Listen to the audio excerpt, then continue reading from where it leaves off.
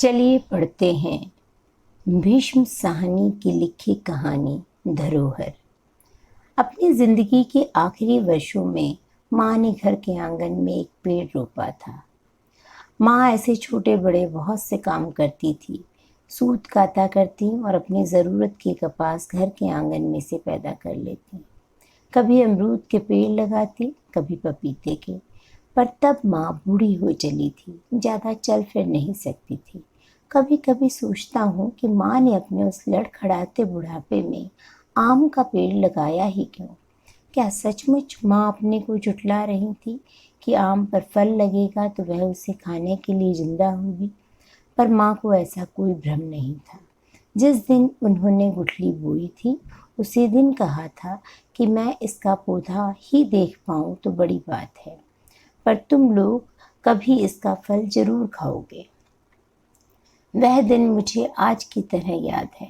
माँ कमर पर हाथ रखे झुक कर खड़ी थी। मिट्टी से उनके हाथ सने थे। आंगन के कोने में गुठली रोप कर उठी थी। उस पर थोड़ी सी मिट्टी डाली और पानी छिड़का था और घूमकर कमर पर हाथ रखे हंसकर बोली थी, कल मैं आम लगाया है बेटा, कभी खाओगे तो याद करोगे। दोपहले दिन का वह क्षण मेरे लिए जैसे स्थिर हो गया था और उस स्थिर क्षण की छाप आज भी मेरे मस्तिष्क पर है। सफ़ेद लटों के से घिरे उनके चेहरे पर उनकी पीपली ममता भरी मुस्कान आज भी आंखों के सामने आ जाती है। काम करते समय माँ की सफ़ेद लट माथे पर झूलने लगती थी और चेहरा दमकने लगता था। माँ सब काम धीरे धीरे करती थी, मानो उन्हें किसी काम की जल्दी ना हो। गुठली में से कब अंकुर फूटेगा, फूटेगा भी या नहीं, कब पौधा बड़ा होगा, कब फल देगा, क्या माँ के मन में ऐसे सवाल नहीं उठते थे। शायद इंसान की फितरत ही ऐसी है कि वह अपने काल में सांस लेते हुए भी भविष्य के मंसूबे बना रहा होता है या फिर अतीत की माला जपता रहता है। इंसान वर्तमान में चाहता ही कब है। शायद माँ इसी कल्पना से संतुष्ट थी कि भविष्य में आम का पेड़ आंगन में खड़ा होगा और उस पर फल लगेंगे, बस इतना ही। अपनी जिंदगी को उसके साथ जोड़ती ही नहीं थी। पर माँ अब नहीं रही। आम का नन्हा सा पौधा अभी अपने पांव पर खड़ा भी नहीं हो पाया था। हवा के छोटे से झोंके से भी गिर गिर पड़ता था जब माँ का वक्त आ गया और वह चल बसी। अब पेड़ को देखो तो आंखें भरती हैं। उसने वह कद निकाला है कि माँ देखती तो रीझ रीझ जाती। उसका सिर घर की छत से भी ऊंचा उठ गया है। चारों ओर बाहें फैलाए वो यूं खड़ा है मानो हर राहगीर को अपने पास आने का निमंत्रण दे रहा हो। उसका साया घर आंगन तो क्या बाहर सड़क तक जा पहुंचा है। छाया ऐसी शीतल कि हवादार कि हर राह जाता उसके नीचे पल भर सुस्ता लेना चाहता है। हर रोज सुबह उठो तो लंबे पीले पीले पत्ते आंगन में चितरे होते हैं और ऊपर नए हरे हरे पत्ते टहनियों में सरसरा रहे होते हैं और टहनियों में तोते भी आ पहुँचे हैं।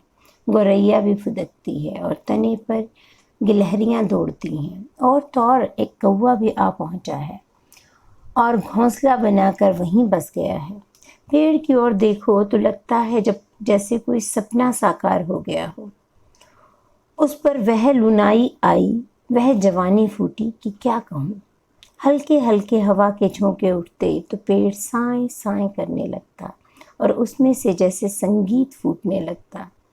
प्रातः पक्षियों के कलरव से आंख खुलती। माँ कहा करती थी, जहाँ आम का पेड़ हो वहाँ बड़ी बरकत होती है, शांति का राज्य होता है। न जाने माँ इस समय कहाँ होगी। क्या मालूम ब्रह्मांड के किसी कोने से पेड़ को निहार रही हूँ, हमारे खिले खिले आंगन को भी और उस शांति की भी कल्पना कर रही हूँ जिसका आनंद हम इस पेड़ के कारण ले रहे हैं। फिर एक दिन आम पर बुर आया। वह पेड़ पर आने वाला पहला बूर था और उसे देखकर हम पुलक पुलक उठे थे। फरवरी महीने की ठंडी ठंडी हवाएं बहना भी बंद ही हुई थी। हवा में ठिठुरन कम ही हुई थी। जब अनायास ही हल्का हल्का बूर प्रकट हो गया और हम घर के लोग भाग भाग कर बाहर निकल रहे थे और देर तक बूर के नाजुक गुच्छों को देखते और माँ को याद करते। फिर दिन बीतने लगे, बूर गहराने लगा। हम तो खुश थे ही, राह जाते लोग भी बड़ी प्रशंसा बड़ी आंखों से पेड़ की ओर देखने लगे, टिप्पणी करने लगे कि वाह कैसा बूर उतरा है। फिर एक दिन नन्ही हरी हरी डोडियां पत्तों के बीच से झांकने लगी और हम फिर रीझ रीझ उठे। डोडियों को ही देख देख कर अनुमान लगाने लगे कि आम की कौन सी किस्म पेड़ से उतरेगी। वह सहारनी होगी, लंगड़ा या सुनहली दशहरी। माँ ने अपनी ओर से सब काम सोच समझ कर किया जान पड़ता था। पेड़ को आंगन के कोने में लगाया था ताकि उसकी फैलती हुई जड़ें घर की दीवार को नुकसान न पहुंचाए। माँ ने इस बात की कल्पना भी की होगी कि आम की शीतल छांव में न केवल उनके नाती पोते बैठेंगे बल्कि बाहर जाते राहगीर भी उसमें आराम कर सकेंगे। मई का महीना रहा होगा, बूर के गुच्छे देखते ही देखते झर गए थे। डोडियां बढ़कर छोटी छोटी अम्मियां बन गई थीं। भावी आमों का रूप बाहर निकलने लगा था। उन दिनों मैं दोपहर के वक्त खिड़की के पास खाट बिछाकर आराम किया करता था। खिड़की के बाहर पेड़ की घनी टहनियों को देखा तो इस कोलाहल भरे शहर में भी जंगल का सा भास होता था और मेरे अंदर वर्षों से दबा प्रकृति प्रेम फिर से जाग उठता है। किसी जमाने में मुझे विश्वास हो चला था कि मैं प्रकृति प्रेमी हूँ और प्रकृति को निहारते रहने के लिए ही संसार में आया हूँ। पर दिल्ली में वर्षों तक रहने के बाद यह विश्वास मात्र एक छलावा सा लगने लगा था, अपने को धोखा देने वाली बात। चुनांचे मैं खिड़की के पास खाट बिछाए अंधमुंदी आंखों से आम की हरियावल देख रहा था और किसी मनोरम स्थल की कल्पना में खो रहा था जब बाहर खट का सा शब्द हुआ, जैसे कुछ गिरा हो। मेरी आंखें खुल गईं। मैंने घूमकर पत्नी की ओर देखा। उसने भी खट की आवाज़ सुनी थी। वह भी कोहनियों के बल कर उठकर बैठ गई और बाहर की ओर देख रही थी। कुछ गिरा है, पत्नी ने कहा, फिर छट कर चहक के बोली, हवा के कारण अम्मी गिरी होगी। और उसी क्षण वह खाट पर से उठकर बाहर जाने को हुई। तभी फिर से खट की आवाज आई। पत्नी बोली, इतनी कच्ची डालें कि इस पेड़ की अम्मियां अपने आप गिरने लगती हैं। और पत्नी पेटीकोट में ही भागती हुई बाहर की ओर लपकी। किसी उड़ते कौवे के मुंह में से हड्डी गिरी होगी, मैंने मन ही मन कहा, लेकिन दूसरे ही क्षण पत्नी के चिल्लाने की आवाज सुनाई दी। ए लड़कों, तुम्हें शर्म नहीं आती? कच्ची अम्मियों पर पत्थर मारते हो। मैं भी तड़प कर उठ खड़ा हुआ और तहमत संभालता हुआ बाहर की ओर भागा। पत्नी फाटक पर खड़ी कूल्हों पर हाथ रखे बोले जा रही थी, पर सामने कोई न था। यह किसे डांट रही है? मैंने फाटक पर से देखा। कुछ लड़के कंधों पर से बस्ते लटकाए चले जा रहे थे और मुड़ मुड़कर पीछे की ओर भी देख रहे थे और खीखी करके हंस रहे थे। कैसे बेशर्म लड़के हैं! आम निकले नहीं कि पेड़ पर पत्थर मारने लगे। अभी यह हाल है तो आगे क्या होगा? पत्नी बोली। मैं उन दिनों ख्वाब देखा करता था कि पेड़ आमों से लद गया है। आम इतने पक गए हैं कि उनका रंग सुनहरी हो गया है और उनमें से अपने आप रस चू चू कर गिरने लगा है। सोचते ही मुंह में पानी भर आता है। कच्चे हरे आमों को तुड़वाने में मेरा विश्वास नहीं है। घास में पकाए हुए आमों से में वह मजा कहाँ जो पक कर गिरने वाले आमों में है। मैंने फैसला किया कि आम तो खुद ही खाएंगे और अपना पेड़ है, खाएं भी क्यों ना। ज़्यादा हुआ तो थोड़े से आम अपने दफ्तर के बड़े अफसर को दे दूंगा। रोज का मुंह मुलाहजा रहता है, उसे यह थोड़ा ही पता है कि घर के पेड़ पर से उतरे हुए आम हैं। वह तो यही समझेगा कि छोटी मोटी जमींदारी होगी, आमों की डाली लेकर आया है। कुछ गिने चुने आम अपनी ससुराल भी भेज दूंगा। उन्हें भी पता लगे कि उनका दामाद सदा लेने के लिए ही नहीं बल्कि देने के लिए भी हाथ उठाता है। बाकी सब आम तो खुद ही खाएंगे। हम सायों को तो एक भी आम ना दूंगा। गुप्ता ने अपने घर के आंगन में अमरूद के पेड़ लगा रखे हैं, कभी हमें पूछा भी नहीं। श्यामलाल ने पपीते लगा रखे हैं, 4-4 आने के रेडी वाले को बेचता फिरता है, मगर मजाल कि हमें एक पपीता दे जाए। मैंने एक बार मुंह चढ़ाकर कहा भी था कि मेरी तिल्ली बढ़ गई है। हकीम ने पपीता खाने को कहा है, मगर उसके कान पर जूं न रेंगी। मेरी ओर देखकर बोला, जिगर तिल्ली के लिए निसादर बड़ी अच्छी चीज है, निसादर को डली में चूसो। पर अब पेड़ पर जो यह पत्थर पड़ा तो मेरे सपनों की पिटारी डोल गई। लगा वह पत्थर पेड़ पर नहीं, सपनों की पिटारी पर ही पड़ा है, और पिटारी में से सपनों के तिनके उड़ उड़कर गिरने लगे। मैंने मन में ठान लिया कि अम्मियों पर पत्थर तो नहीं पड़ने दूंगा। पत्नी की प्रतिक्रिया कुछ भिन्न थी। उसे हर घटना के पीछे कहीं न कहीं मेरा हाथ जरूर नजर आता था। यह शहर शरीफों का शहर थोड़े ही रह गया है। कई बार कहा है, चंडीगढ़ चल कर रहो, दिल्ली छोड़ो, पर तुम सदा अपनी करते हो, मेरी यहाँ कौन सुनता है। पत्थर पड़ने से पहले जब मैं अधमुंधी आंखों से पेड़ की हरियावल देख रहा था, तब मैंने स्कूल की घंटी को बजते जरूर सुना था। पीछे मार्केट के पास कमेटी वालों का स्कूल है, जो टेंटों में लगता है, जहाँ इस इलाके के धोबियों नाइयों के बच्चे पढ़ने जाते हैं। जरूर उसी स्कूल के बच्चे रहे होंगे। मैंने उन्हें आते जाते भी कई बार देखा है। मटमैला सा बच्चों का गिरोह, किसी की खाकी रंग की निक्कर और ऊपर बिना बटनों की शर्ट, किसी का धारीदार पाजामा तो ऊपर बनियान। मैंने मन ही मन सिर हिला दिया। अगर ये सब लड़के एक जैसी स्कूल की वर्दी पहने होते तो इनमें अपने आप ही अनुशासन आ जाता। अब तो ये जानवरों की तरह लगते हैं, और मैंने देश के भविष्य पर चिंता व्यक्त करते हुए सिर हिला दिया। मैंने सोचा, दोपहर 2 बजे बच्चों का स्कूल बंद होता है, कल से 2 सवा 2 बजे मैं फाटक के पास खड़ा हो जाऊंगा। बच्चे आएंगे तो मैं उन्हें समझा दूंगा। मैं उनसे कहूंगा, बच्चों, यह पेड़ तुम्हारा ही है, जब आम पकेंगे तो मैं खुद इन्हें तोड़ तोड़ कर तुम्हें खिलाऊंगा। कहोगे तो एक टोकरी तुम्हारे स्कूल भी पहुंचा दूंगा, तुम इस पर पत्थर ना फेंको। और मैं उनसे यह भी कहूंगा कि बेटा, यह पेड़ मेरी माँ की धरोहर है, उन्होंने इसे रोपा था। अब माएँ तो सबकी साझी होती हैं, और धरोहर पर पत्थर तो नहीं फेंकते, उसकी तो देखभाल की जाती है, उसकी रक्षा करना हम सब का कर्तव्य है। बच्चे बड़ी कोमल वृत्ति के होते हैं, मेरे एक बार समझाने पर वो मान जाएंगे। चुनांचे दूसरे दिन स्कूल की घंटी बजते ही मैं फाटक के पास तैनात हो गया। मैंने सोचा, मैं उनके पहुंचते ही आगे बढ़कर उनसे बात करूंगा, फिर यह सोचकर कि देखूं तो करते क्या हैं, और मैं दीवार की ओट में हो गया। बच्चे आए, पांव घसीटते, पत्थरों को ठुड्डे लगाते, एक दूसरे को धकियाते, ऊंचा ऊंचा बकते हुए। कुछ एक तो पांव भी नंगे थे। पेड़ के पास पहुंचने से पहले ही एक छोटे से लड़के ने सड़क पर से पत्थर उठा लिया। इस पर मैं ओट में से निकलकर बाहर आ गया।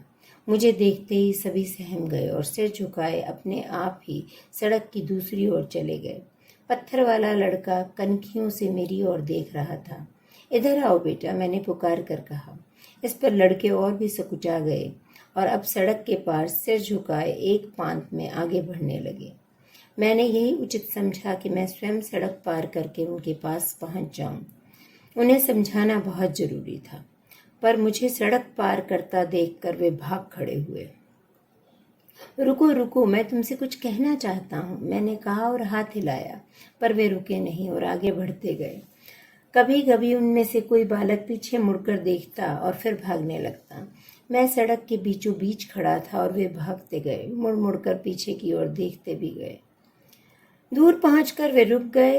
अब वे खतरे की सीमा रेखा पार कर चुके थे। तभी वे मेरी ओर देखकर तरह तरह की हरकतें करने लगे। एक ने मुंह के आगे हाथ रखकर पीपनी बजाई, दूसरे ने कोहनी तक हाथ ऊंचा उठाकर अश्लील सा इशारा किया। कुछ एक नाचने लगे, कुछ हाथ पसार पसार कर मेरी खिल्ली उड़ाने लगे, और इस तरह आवाजें कसते खीखी करते वे मोड़ काट गए। मैं मुड़कर आया तो पत्नी फाटक के पास खड़ी थी। समझा दिया? उसने व्यंग्य बाण चलाया, फिर मुझे समझाते हुए बोली, लातों के भूत हैं, बातों से नहीं मानते। एक को कस कर चांटा लगाया होता, सभी को सबक मिल जाता। यह तो बड़ी मुसीबत है, मैंने अंदर आकर कहा। अभी यह हालात है तो आगे क्या होगा? हमारे अंदर जाने की देर थी कि खट की आवाज फिर से आई। मैं लपक कर बाहर गया। लड़के ही थे, पर किसी दूसरे टोले के। मुझे देखकर भाग खड़े हुए। मेरा मन खिन्न हो उठा। हमारे लोग कितने बेशर्म और कितने ढीठ हैं। विलायत में सड़कों के किनारे फूलों की क्यारियां लगी रहती हैं, कोई उन्हें भूल कर भी नहीं छूता। यहाँ दिन दहाड़े पत्थर फेंकते हैं। मुझे माँ पर गुस्सा आया। माँ ने पेड़ रोककर क्या मुसीबत मेरे गले मढ़ दी है। आप तो चली गई और मेरे लिए यह बला छोड़ गई। जब मन कुछ ठंडा हुआ तो मैं अपने को समझाने लगा। दो अम्मियां तोड़कर ले भी गए तो कौन सी कयामत आ जाएगी। बच्चे आखिर बच्चे ही तो हैं, और कौन नहीं जानता कि पेड़ पर लगे कच्चे फल में और बच्चों में जन्म जन्म का रिश्ता होता है। वे पत्थर फेंके बिना रह ही नहीं सकते। क्या मैं बचपन में स्वयं ऐसा नहीं करता था? श्रीनगर में सेबों के बाग में से कितने सेब तोड़े थे या नहीं? मैंने सोचा इस ओर ध्यान ही नहीं दो, पत्थर मारते हैं मारने दो। पर पत्थरों का ध्यान आते ही अंदर फिर कुलबुलाहट हुई। क्या यह मुमकिन है कि मैं घर के अंदर बैठा रहूं और बाहर कोई मेरे पेड़ पर पत्थर फेंकता रहे? यह कैसे हो सकता है? दिन बीतने लगे, आम पकने लगा और जान सांसत में आने लगी। बात अब स्कूली बच्चों तक ही सीमित नहीं रही थी। पिछवाड़े में बूढ़ा धोबी बैठता था। उसका लड़का एक नंबर का हरामी था। कहीं से गुलेल उठा लाया। हम लोग किसी काम से बाहर गए हुए थे। जब लौट कर आए तब सारा आंगन आम के पत्तों से छितरा पड़ा था। पता चला कि धोबी का बेटा गुलेल से चांदमारी करता रहा है। मैं धोबी से शिकायत करने लगा तो देखा धोबी और उसकी बुढ़िया दोनों रोटी खा रहे थे। सालन की जगह कच्चे आमों की चटनी रखी है। यह क्या हिमाकत है धोबी? मैं समझता था कि तुम अपने बेटे को समझाओगे और तुम खुद ही अम्मियों की चटनी उड़ा रहे हो। तुम्ही ने उसे शह दी होगी। धोबी चिड़चिड़े स्वभाव का आदमी है। मिजाज ठीक हो तो बात बात पर हाथ जोड़ता है, मिजाज दुरुस्त ना हो तो झुंझलाने लगता है, जो मन में आए बकने लगता है। अजी बाबूजी, क्या हुआ जो दो अम्मियां तोड़ ली? आपको किस बात की कमी है? अम्मियां जरूरत हो तो मुझसे मांग लो। गुलेल चलाने का क्या मतलब? इस पर धोबिन बोली, बाबूजी हमारी मानो अम्मियां उतरवा लो, उनकी चटनी अच्छी बनेगी, लोगों में बांट दो, थोड़ी हमें भी दे देना। उसने कहा और तर्जनी से छोटी सी चटनी मुंह में डाल चटकारे लेने लगी। जैसे मेरा मन आएगा वैसे करूंगा, तुम्हें इससे क्या है? मैंने कहा और फिर कड़क कर धोबी के बेटे की टांग तोड़ने की धमकी देकर बिना धोबी का उत्तर सुने घर लौट आया। पिछवाड़े का मोड़ काटकर घर की ओर बढ़ा ही था कि क्या देखता हूँ, कुछ मद्रासी नौकर नौकरानियां आंगन की दीवार के साथ सट कर पेड़ की छांव में बैठे हैं और खाना खा रहे हैं। उनके सामने भी एक एक दो दो अम्मियां रखी थी। अब इनसे क्या कहूँ? मुझे तो और कुछ नहीं सूझा। मैंने उन्हें वहां से खदेड़ दिया। जाओ कहीं और जाकर बैठो, यहाँ बैठने की जरूरत नहीं है। वे चुपचाप उठ गए। एक कृशकाय काले से मद्रासी ने आंख उठाकर मेरी ओर देखा। उसके चेहरे का भाव मैं समझ नहीं पाया। कहाँ जाएं बाबू, इधर थोड़ी छांव है। फिर मुझे आश्वासन देते हुए स्वयं ही कहने लगा, हम बतियाएंगे नहीं, हम जानते हैं बाबू लोगों के सोने का टेम है। तुम्हें ये अम्मियाँ किसने दी? क्यों तोड़ी तुमने ये अम्मियाँ? मैंने तुनक कर कहा। हमने नहीं तोड़ी मालिक, इधर नाली में पड़ी थी, हमने उठा ली। इधर धोबी का बेटा है ना, वह तोड़ रहा था। मैं झल बुनकर घर लौट आया। करूं तो क्या करूं? पुलिस को रिपोर्ट करूं कि मेरे घर पर पत्थर पड़ते हैं? कोई चौकीदार रख लूं जो पेड़ की हिफाजत करे? जितने पैसे चौकीदार को दूंगा उतने पैसे के तो आम भी नहीं होंगे। मेरी अजीब हालत हो रही थी। जब दिमाग ठंडा होता तो कहता, मारो गोली, तोड़ ले जाएं जितने चाहें मेरी बला से। फिर मन में से आवाज आती, क्यों कोई तोड़ ले जाए? यह घर मेरा है, यह पेड़ मेरा है। आज पेड़ पर पत्थर फेंकने दूंगा तो कल घर पर पत्थर बरसेंगे। सब मुझे दब्बू समझेंगे। मेरी नींद हराम हो गई। किसी काम में मन नहीं लगता। अपने पर गुस्सा आता, अपने जाहिल लोगों पर गुस्सा आता और माँ पर भी गुस्सा आता। दूसरे दिन एक और घटना घटी। छोटी सी घटना थी, लेकिन मेरा मन खिन्न हो उठा। मैं काम पर से लौट रहा था। घर के नज़दीक पहुंचते ही मैंने फैसला किया कि सीधा सड़क से जाने की बजाय पीछे से गली के रास्ते से आऊंगा। अगर पेड़ के आसपास कोई मंडरा रहा होगा तो उसे धर दबोचूंगा। मैं दबे पांव गली का मोड़ काट कर निकला ही था कि 5-6 छोटे छोटे बच्चे पेड़ के नीचे खड़े नजर आए। एक ने हाथ में लंबा सा बांस उठा रखा था, दूसरे के हाथ में एक जूता था, तीसरे के दोनों हाथों में पत्थर थे। मैंने आव देखा न ताव वहां से दौड़ा। उन्हें भी न जाने कैसे मेरे कदमों की आहट मिल गई। उनमें से एक चिल्लाया, भागो, और सभी भाग खड़े हुए। बांस वाले ने बांस फेंका, जूते वाले ने जूता। मैं तेज भी भागता तो कितना तेज भाग सकता था। बस इतना हुआ कि एक लड़के की कमीज मेरे हाथ में आ गई। मैंने पीछे से गले से ही कमीज पकड़ ली। लड़का छोटा सा था, अभी 7 वर्ष का रहा होगा। वह छटपटाया। मैंने सोचा, एक तो काबू में आया, इसी एक को पकड़कर सभी को सबक सिखाऊंगा। पर वह लड़का घबराया हुआ इतने जोर से छटपटाया कि उसने अपनी कमीज में से अपने आप को ही निकाल लिया। दूसरे क्षण एक फटी पुरानी हल्के नीले रंग की कमीज मेरे हाथ में थी और वह दुबला पतला अधनंगा बालक अपने साथियों के साथ साथ पीछे पीछे भाग गया। मैंने कहा, चलो, उसे कुछ तो अकल आएगी। चिथड़े सी सलेटी रंग की कमीज उठाए मैं फाटक खोलकर अंदर आया। अपनी कमीज छोड़ गया है, जरूर उसकी माँ कमीज मांगने आएगी, गिड़गिड़ाती हुई आएगी और मैं उसे अच्छी फटकार दूंगा। आंगन में खड़े खड़े कमीज को देखा तो मन खिन्न हो उठा। फटा पुराना चिथड़ा था। कमीज कहाँ थी? 2 जगह से फटी हुई और उस पर बटन नहीं थे।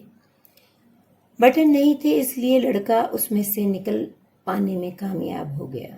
मुझे इस चिथड़े का क्या करना है, लेकिन लड़कों को सबक देने के काम आ सकता है। मैंने उसे पेड़ के तने से बांध दिया, वैसे ही जैसे बनेले जंतुओं से खेत को बचाने के लिए नजर बट्टू टांग दिया करते हैं। उसे देखकर लड़के पेड़ के नजदीक नहीं आएंगे। उसे यूं टंगा देखकर मुझे हंसी आ गई। रात को लेटा तो अचानक ही उस बालक का चेहरा आंखों के सामने आ गया। बड़ा डरा हुआ चेहरा था। अपने को छुड़ा पाने के लिए वह बुरी तरह छटपटाया था। छोटी छोटी त्रस्त आंखें, टेढ़ा सा मुंह, सफेद दांतों की पांत, यहाँ तक कि उसकी देह का कोमल गरम गरम स्पर्श भी मुझे महसूस हुआ। मैंने करवट बदल ली। आंखों के सामने धोबन का चेहरा उभर आया। हाथ पर रखी सूखी रोटी पर अम्मी की चटनी, जिसे वह चटखारे ले लेकर खा रही थी और मुझे देख देख कर हंस रही थी। मैंने फिर करवट बदल ली। पर मैं क्या कर रहा हूँ? इस उम्र में छोटे छोटे लड़कों के पीछे भागना क्या मुझे शोभा देता है? मोहल्ले वाले देखते होंगे तो क्या कहते होंगे? अगर मैं इन कमीने लोगों के स्तर पर आऊँगा तो मेरी क्या रह जाएगी? तो फिर हर राह चाहते को पत्थर मारने दूँ? क्या यह मेरी इज्जत का सवाल नहीं है? पेड़ मेरा है, मेरे घर के आंगन में खड़ा है। इसकी हिफाजत मैं नहीं करूँगा तो कौन करेगा? मैंने फिर करवट बदल ली और रात भर करवटें बदलता रहा। तरह तरह के विचार मन में आते रहे। एक कुत्ता पाल लूँ, वह झपटेगा तो पेड़ के निकट कोई नहीं आएगा। एक चौकीदार रख लूँ, यह रखवाली अब मेरे आमों की मुझसे तो नहीं होगी। मेरी इज्जत की और हैसियत की भी रखवाली करनी होगी। बच्चे की कमीज लेने कोई नहीं आया, न उसकी माँ, न स्वयं बच्चा, न ही कोई उसका साथी। कमीज वहीं पेड़ के तने के साथ लटकती रही। उधर अम्मियाँ और बड़ी होने लगी। अब अम्मियाँ छोटी छोटी होती हैं, तब चटनी बनाने के काम आती हैं, जब कुछ बड़ी होती हैं अचार डालने के काम आती है, और जब पक कर और बड़ी हो जाती हैं तब आम कहलाती हैं। पर उन्हें हर हालत में देखकर देखने वाले के मुंह में पानी भर ही आता है, कोई करे तो क्या करे। अब यह मेरी आदत बन गई थी कि सीधा घर लौटने की बजाय गली के रास्ते से लौटता था और पेड़ के नीचे खड़े लोगों पर नजर पड़ते ही लपक पड़ता था। एक बार ऐसे ही कुछ लड़कों की टोली की ओर देखा तो झपट कर आगे बढ़ा। कोई भी लड़का भाग नहीं पाया, सब खड़े के खड़े रह गए। मैं ठिठक गया। पास पहुंचकर देखा तो खाते पीते घरों के बच्चे थे। किसी स्कूल की यूनिफॉर्म पहने थे, बर्फ सी सफ़ेद कमीज और नीले रंग की निक्कर और कहीं कहीं दौरंगी नेकटाई।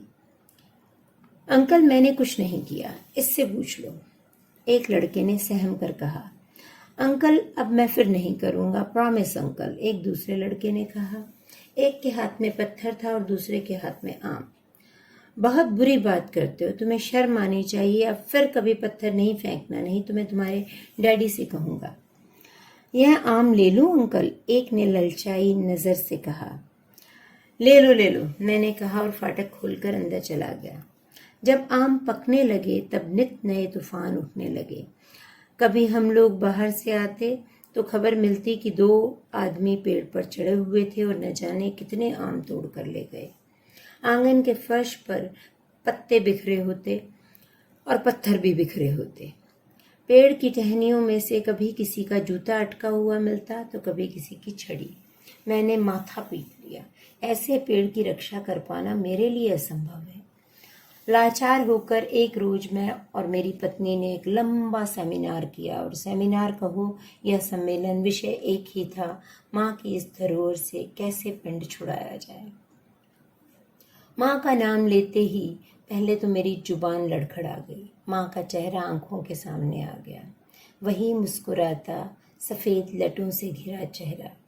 मैं तो इसका फल नहीं खाऊंगी, पर कोई तो खाएगा, कोई तो इसकी छांव में बैठेगा।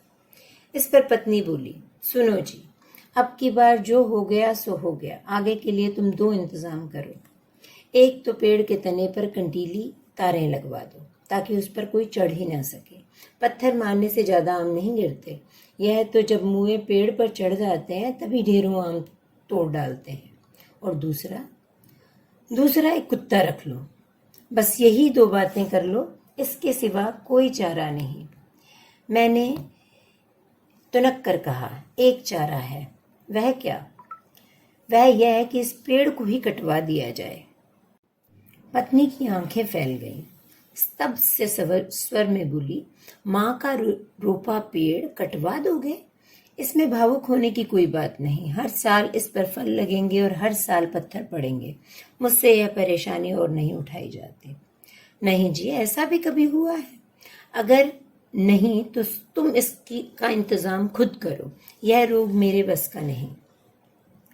देर तक हमारे बीच बहस चलती रही, पर मैंने एक न मानी। इतवार की सुबह को 2 पेड़ काटने वाले आदमी पकड़ लाया। एक ने तो आम का पेड़ देखते ही कुल्हाड़ी उठाने से इनकार कर दिया। दूसरे ने कुल्हाड़ी उठाई ही थी कि मोहल्ले भर के लोग इकट्ठे हो गए। यह क्या पाप करने लगे हो? गुप्ता जी बोले, कोई फल देने वाला पेड़ भी काटता है? मन में आया कह दूं मैं काटता हूं, पर मैं चुप बना रहा। इस पर एक दूसरे सज्जन बोले, नामुमकिन है, पेड़ नहीं कट सकता। और फिर तुम्हारी माँ ने इसे रोपा था, सारी शर्म हया खो बैठे हो क्या? सारे मोहल्ले पर इसका पाप चढ़ेगा। साहब, जब पत्थर पड़ रहे थे तब तो आप लोग तमाशा देख रहे थे, और अब आपको पेड़ से लगाव हो गया है। मैंने कहा, तुम कुछ भी कहो, पेड़ तो नहीं कटने देंगे। फल वाला पेड़ कभी नहीं काटा जाता, यह प्राचीन युग से चली आ रही रीत है। मैंने इसरार किया तो डॉक्टर की पत्नी मेरे पास आकर धीरे से बोली, एक तरीका है। वह क्या? तुम अनुष्ठान करा लो। बात मेरी समझ में नहीं आई। वह समझाने लगी, तुम पंडित को बुलाओ, 1.25 रुपया और खोपरा मणस लो। पंडित पेड़ पर तिलक लगाएगा, बस रीत हो जाए, रीत के बाद पेड़ कट सकता है। निकट ही खड़े गुप्ता जी के कान में भनक पड़ गई। चिल्ला कर बोले, अगर पेड़ फल देना बंद कर दे तब खोपरा और ₹1.25 मणस कर उसे काटा जा सकता है, वह भी जड़ से नहीं। फल देने वाला पेड़ कभी नहीं काटा जाता। झंझट उठ खड़ा हुआ। इतवार का सारा दिन इसी में निकल गया। पेड़ काटने वाले जिन 2 आदमियों को पकड़ कर लाया था, वह कभी एक का तो कभी दूसरे का मुंह देख रहे थे और मुझसे बार बार उजरत मांग रहे थे। तभी एक विचार मेरे मस्तिष्क में कौंध गया। ऐसे विलक्षण विचार संकट के समय अक्सर मेरे मस्तिष्क में कौंध आते हैं और मैं स्वयं अपनी सूझ पर अश अश करने लगता हूँ। मैं पेड़ नहीं कटवाऊंगा, मैंने घोषणा की। मैं इसके केवल कुछ टहनियां छितरवा दूंगा। सभी लोग चुप हो गए। पेड़ कटवाने का न सही, टहनियां छितरवाने का अधिकार तो मुझे है, इसमें किसी को इनकार नहीं हो सकता था। कौन सी टहनियां छितरवाओगे? पत्नी ने धीरे से पूछा। वे टहनियां जो आंगन के बाहर फैली हुई हैं, वे कटवा दूंगा। इससे क्या होगा? पत्थर तो फिर भी पड़ेंगे। बाहर वाली टहनियों कट जाएंगी तो न बाहर की ओर आम होंगे न ही पेड़ की छांव होगी। मैंने पत्नी को समझाते हुए कहा, अगर फिर भी पत्थर पड़ेंगे तो फल तो आंगन में ही गिरेंगे। मेरी चीज मेरे घर के अंदर ही रहेगी और फिर कहोगी तो एक कुत्ता भी रख लेंगे, कंटीली तार भी लगवा लेंगे। कुल्हाड़ियां चलने लगीं। आंगन के बाहर फैली टहनियां कट कट कर गिरने लगीं। ठक ठक की आवाज मोहल्ले भर में गूंजने लगी। इसी ठक ठक के बीच माँ का चेहरा फिर आंखों के सामने उभर आया। उसके होंठ हिल रहे थे और वह कुछ बुदबुदा रही थी और ठक ठक की आवाज में मुझे उसकी बात सुनाई नहीं दी। धन्यवाद।